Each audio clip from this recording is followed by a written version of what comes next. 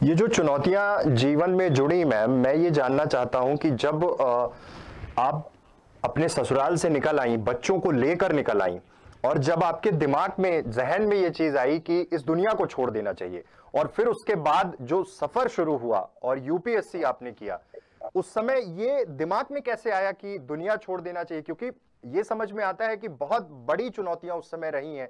मतलब आप भूखी रहीं, किसी तरह से ऐसा लगा कि अब ज़िंदगी को ख़त्म करना चाहिए, लेकिन फिर एक शुरुआत हुई।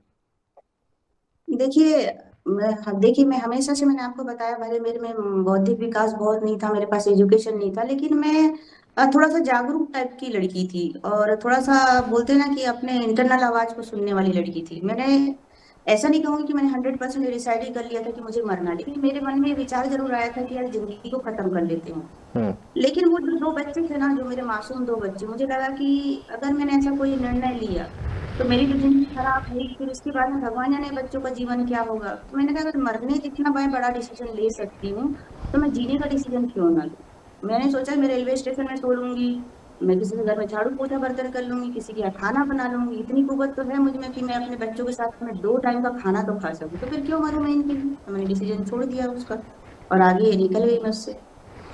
मैम आपने कहा है, मैंने सुना कि अगर अत्याचार सहोगे तो अत्याचार होगा और एक ऐसे परिवार से निकल के आना जहां पर जिस समय आपने चीजें शुरू की, 10वीं किया, 12वीं किया, ग्रेजुएशन किया, बहुत कठिन हो जाता है। जिंदगी की तमाम बड़ी चुनौतियां रहती हैं और चुनौतियां विशेष रूप से ये रहती हैं कि किस तरह से आगे बढ़ पाए, रोजी रोटी का संकट, और उसके बीच में जब आप निकली और ये जब लाइन आपके सामने आती है कि अत्याचार अगर सहोगे तो अत्याचार होगा, इसके क्या मायने हैं? देखिए, मैं कहीं ना कहीं इसमें अपनी गलती मानती हूँ। मैं हमेशा दूसरों को दोष नहीं देती। अगर मैंने एक्चुअली मैं उसमें भी कारण ढूंढती हूँ। अगर मुझे पहले ही थप्पड़ में, मैंने पहली ही गाली में अगर मैंने उस चीज का विरोध कर दिया होता, ऐसा नहीं कि मुझे कोई थप्पड़ खाना अच्छा लग रहा था या गालियां खानी मुझे अच्छी लग रही थी या मुझे भूखे रहना अच्छा लगता है, लेकिन कहीं ना कहीं एज छोटी होने के कारण, मानसिक परिपक्वता नहीं होने के कारण, फैमिली सपोर्ट नहीं होने के कारण मैं थप्पड़ सहती गई। लेकिन जिस दिन मैंने विरोध किया उस दिन से परिस्थितियां बदली, बिल्कुल बदली। तो मुझे लगता है कि जो डिसीजन मैंने शादी के इतने साल बाद, इतने सारे अत्याचार सहने के बाद में की, वही अगर मैंने पहले कर लिया होता तो शायद इतना मुझे नहीं सहना पड़ता और इससे अच्छी मेरी फिजिकल और मानसिक स्थिति रहती और मैं और भी बेहतर कर सकती थी। हालांकि मुझे कोई रिग्रेट नहीं है। जिस एज में मैंने किया, इतना सब कुछ होते हुए भी, मैं 23 साल में मैं सिविल सर्विसेज निकल गई थी, 23 ईयर में मेरे पास में डीएसपी का भी ऑप्शन था। बट मैंने बहुत देर लगाई, इसलिए मैंने कहा था कि अत्याचारों को रोकना बहुत जरूरी है, चाहे वो मेंटल टॉर्चर हो या फिजिकल टॉर्चर हो।